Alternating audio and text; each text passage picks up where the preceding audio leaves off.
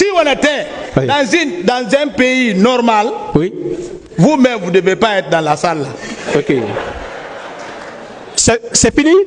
Non, attends, non. S'il vous plaît. Je ne me lève pas.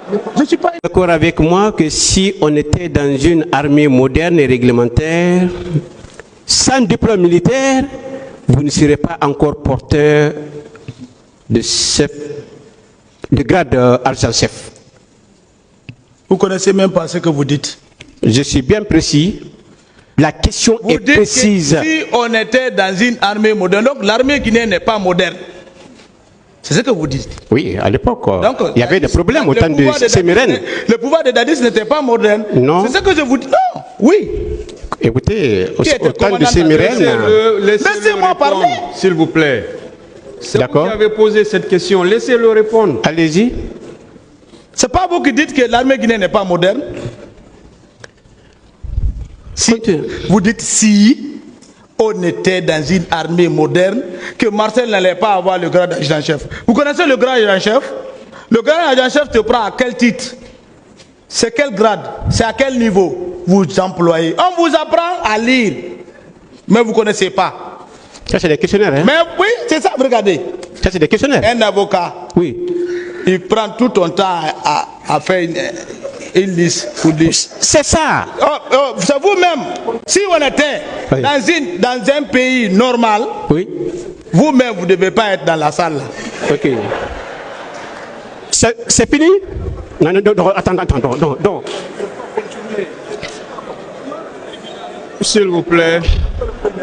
Je ne me lève pas. Je ne suis pas énervé, maître. Ne vous énervez pas. Je ne suis pas énervé. C'est comme ça. Ne vous énervez pas. Continuons. Maître, moi je ne suis pas énervé. Monsieur Guilaogi, s'il vous plaît.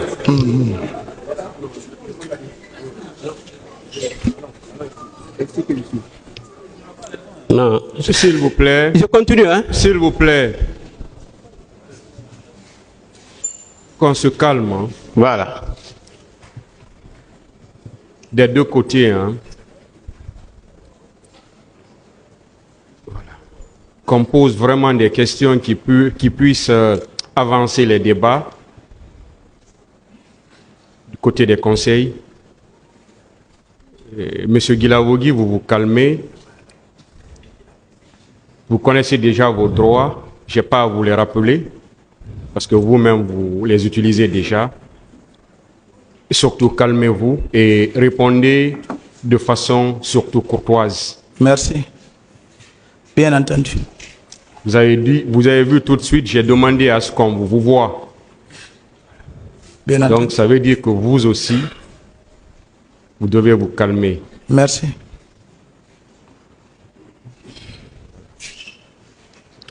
Allez-y, maître. Voilà, je continue encore. C'est Marcel, calmez-vous, on va aller pas à pas. Ne vous énervez pas et moi non plus. Allez-y avec les questions, ne rappelez pas. D'accord.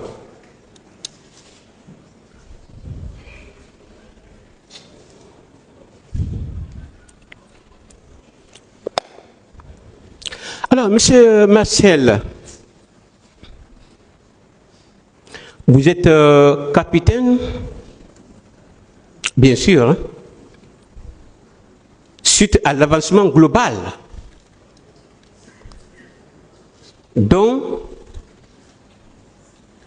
est victime notre armée depuis Sémérène. C'est pourquoi je vous ai dit de m'écouter la suite de Sémérène, du fait Lansana Conté. Bon, maître, qu'est-ce que vous voulez savoir? Maintenant, mon capitaine. S'il vous plaît, suivez-moi. Où ça va nous mener, ces différentes questions? Oui, dès qu'il est bien formé. Dès qu'il est bien formé. Où ça va nous mener? Parce que vous appesantissez trop sur ça. Où ça va nous mener? D'accord. Monsieur Marcel, vous avez dit devant ce tribunal que vous êtes venu uniquement pour pour aider ce tribunal criminel. Mais vous avez dit tout sauf la vérité. Et tout ce que vous avez fait au stade. Vous avez dit ce que M. Toumba a fait. Vous avez dit ici que vous avez vu colonel Tchegoro Kamara. Mais vous, personnellement, qu'est-ce que vous avez fait? Vous revenez sur les mêmes questions qui ont été posées par vous-même. Une autre question, s'il vous plaît. Monsieur Marcel Glabogui,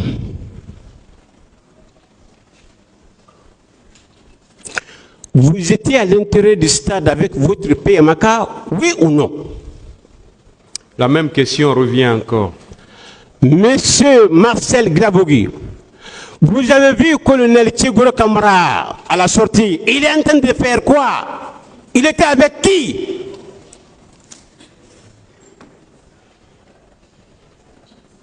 J'ai plus de réponse pour ça. Vous avez vu le colonel Tchegoro Kamara au stade combien de fois? J'ai plus de réponse pour ça. À partir de quel point vous avez suivi le colonel Tchegoro Kamara jusqu'au niveau de Clinique Ambroise Paris? À partir de quel point? J'ai beaucoup expliqué ça, je ne reviens plus sur ça. C'est pas parce que j'ai mauvaise foi. C'est les mêmes répétitions. C'est pédagogique, hein? Oui, mais on n'est pas à l'école. D'accord. Nous ne sommes pas à l'école. Monsieur Marcel, vous êtes rendu au stade, c'était pour éteindre le feu ou allumer le feu? Une autre question. Monsieur Marcel Glabogui. Monsieur Marcel Glabogui, vous êtes venu avec combien de pick-up au stade? J'ai plus de réponse pour ça. Merci, Monsieur le Président. Merci, Monsieur le gesteur. Je vous remercie.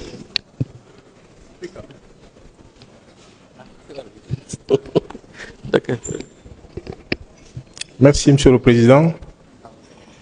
Respectueux membre de la Cour, du tribunal, je voulais dire. Monsieur Guilavogui, vous dites que vous êtes revenu là-dessus plusieurs fois, que vous avez changé de stratégie pour dire toute la vérité au tribunal, c'est ça? Posez votre question. Est-ce que vous le confirmez? J'ai pas de réponse. Et nous sommes informés depuis quelques mois que vous grouillez d'impatience pour faire des déclarations. Vous avez dit quoi au tribunal exactement, à part votre présence au stade du 28 septembre? Parce que le contenu de ces déclarations-là est connu de tous. Voilà. Qu'est-ce que vous avez dit au tribunal de nouveau, à part votre présence au stade du 28 septembre, M. Guilavogui? Le tribunal a entendu ce que j'ai dit, le tribunal va apprécier ce que j'ai dit. Je ne reviens plus à tout ce que j'ai déclaré. Et mes déclarations sont à apprécier avec le tribunal. C'est des professionnels. Merci. Et j'ai confiance au tribunal. Merci, merci infiniment. Et vous avez dit hier, si mes souvenirs sont exacts, que chaque chose en son temps, que c'est le temps de la vérité. On vous a posé la question hier que vous êtes resté pendant 14 ans. Pendant 14 ans. Est-ce que c'est maintenant, après 14 ans, que vous trouvez la nécessité de dire au tribunal que vous étiez au stade du 28 septembre? Après 14 ans. Monsieur Guilavogui. C'est vous qui avez donné un temps, 14 ans, j'ai fait 14 ans effectivement. Je suis dans le 3e mois comme ça de ma 4e année. Ça c'est clair, chaque chose a son temps. Il y a un temps pour naître, il y a un temps pour mourir. Même une femme en état de famille peut avoir mal au ventre, mais pas le jour de la naissance. Si le jour de la naissance arrive, le temps là est arrivé. Son ventre peut le faire mal, mais toi qui es à côté, tu crois qu'elle va accoucher. Et pourtant non, c'est le contraire. Tant que le temps n'est pas arrivé, ça ne va pas se passer comme ça. Chaque chose a son temps. Et je crois que c'est une vérité. Vous ne trouvez pas que 14 ans pour les victimes qui vous ont aperçu, qui vous ont vu au stade, que c'est trop? 14 ans, mais j'étais en prison. Qui m'a jugé? Ou bien je vais me juger de moi-même? Si me jugeais de moi-même, mais j'allais être à la maison. Mais vous avez été entendu par les juges d'instruction. Pourquoi vous n'avez pas dit aux juges d'instruction que vous étiez au stade? J'ai fini de parler ça, je n'ai pas de commentaires sur ça. Merci, M. Guilavogui. Donc, vous êtes d'accord avec moi que vos précédentes déclarations sont des contre-vérités, y compris votre présence à la clinique Ambroise Paré pour les soins. Est-ce que vous êtes d'accord avec moi que c'est des contre-vérités? D'accord ou pas, j'ai fait une déclaration et je continue à faire les déclarations, c'est ce que je connais. Nous considérons que ce sont des contre-vérités. Est-ce que depuis quelque temps, vos déclarations du 10 juillet, vos déclarations du lundi surpassé, est-ce que vous les avez revues? Votre lecture de vos notes, est-ce que vous les avez revues depuis ce temps-là? Vous êtes intéressé à revoir ou à relire ce que on vous a donné? Pas de réponse pour ça, c'est moi qui ai écrit, je n'ai pas besoin de revoir ça. C'est avec moi. C'est mes propres écrits. Mais vous savez que c'était cousu de fil blanc. Est-ce que vous le savez? Cousu de fil blanc. Ah, peut-être c'est les habits. Ce n'est pas des habits. Vous savez que tout ce que vous avez dit, ce jour-là, on a compris qu'à part votre présence au stade du 28 septembre, que c'est des contre-vérités. Vous avez compris, mais pas le tribunal.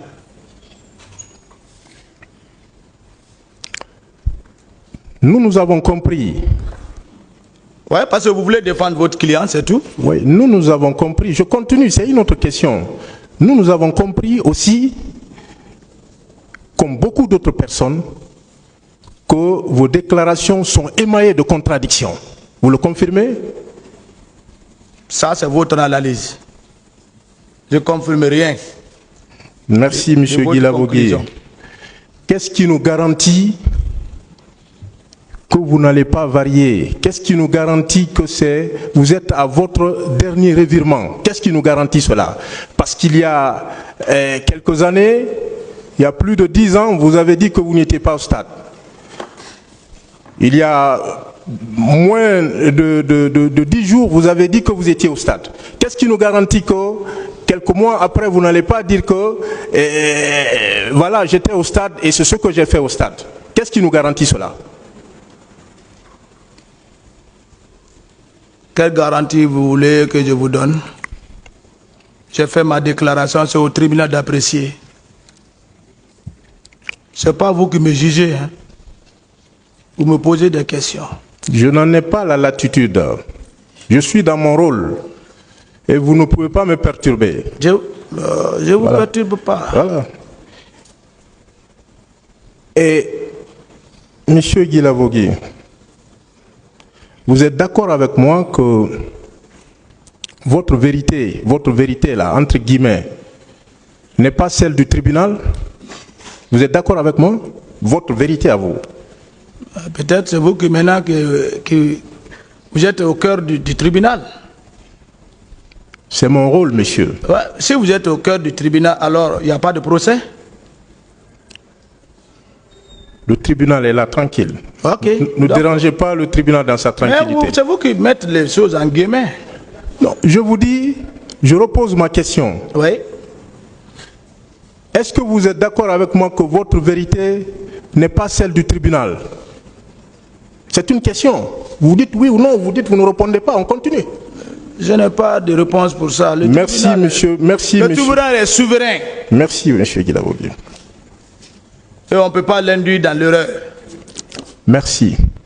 Est-ce que vous savez qu'en votre qualité d'accusé, vous êtes accusé à cette barre, qu'en cette qualité, vous ne devez pas jurer à cette barre? Est-ce que vous le saviez? Mais le capitaine Moussa Dadis a juré même sur ses enfants ici. Vous ne l'avez pas dit? Le capitaine Dadis ne m'intéresse pas, c'est vous qui êtes à la barre. Mais moi, je n'ai pas juré. Je suis un vrai chrétien, c'est ce que j'ai prouvé.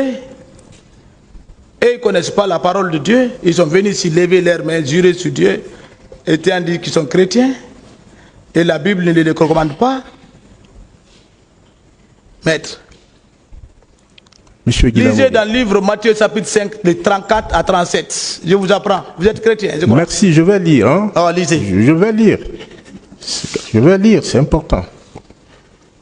Et vous aviez déclaré que si vous acceptiez de dire toute la vérité, avant le 10 juillet 2023, qu'on aurait porté atteinte à votre intégrité physique ou qu'on vous aurait donné la mort. C'est pas ça, vous le confirmez? Posez vos questions, j'ai déjà parlé ça, je n'ai plus de commentaires sur ça. Je vous demande si vous le confirmez ou Je pas. n'ai pas de réponse maintenant pour ça. Merci, monsieur Guilabogui. Vous estimez à ce sujet que le colonel Moussa Tcheboro Kamara constituait une menace pour vous? En quoi ce monsieur était une menace pour vous? Parce qu'il était aux affaires?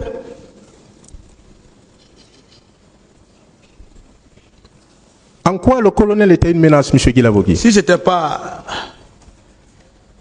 l'affaire du 28 septembre là, c'est les gens, quand un pouvoir vient, ils s'accrochent, quand un autre pouvoir vient, ils s'accrochent, quand un autre pouvoir vient, ils s'accrochent. C'est pas des vrais hommes ça. On a entendu ça, parachuter inconditionnel. Vous me laissez parler. Je vous en prie. Voilà, vous me laissez. On a entendu, il faut qu'on parle. C'est ça, votre client. Ce sont eux. Tu ne peux pas être au four et au mollet. Ils ont créé, ils ont organisé, et c'est eux-mêmes qui font l'enquête.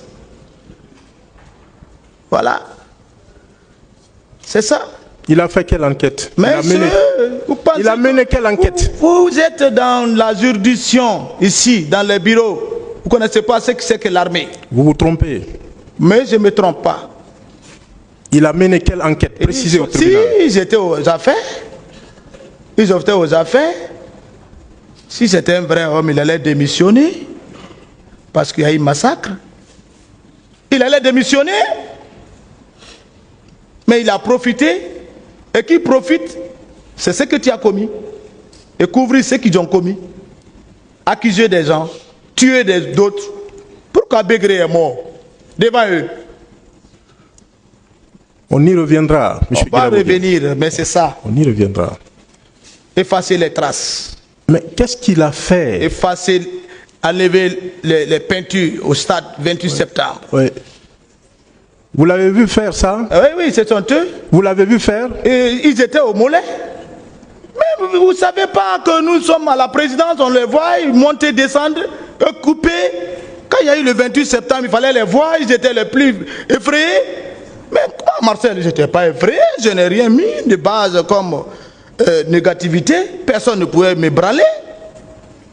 Si j'étais un acteur qui avait gâté le pouvoir de Dadis, mais pourquoi il ne m'a pas arrêté? Même un seul caporal pouvait m'arrêter. Je suis logé au camp. Vous ne trouvez pas que c'était préoccupant de s'inquiéter parce préoccupant. Est-ce que le président même a donné condoléances au peuple? Je ne parle pas. Quel est le discours que le président Dadis a tenu face au peuple? Demander condoléances, apaiser les gens. C'est ça. Qu'est-ce que le colonel Moussa Tcheboro Kamara a fait au stade? C'est ça, c'est votre client même qui a poussé Dadis dans l'erreur. Une autre question, je finis avec ça. On peut aller. Merci, M. Guilabogui.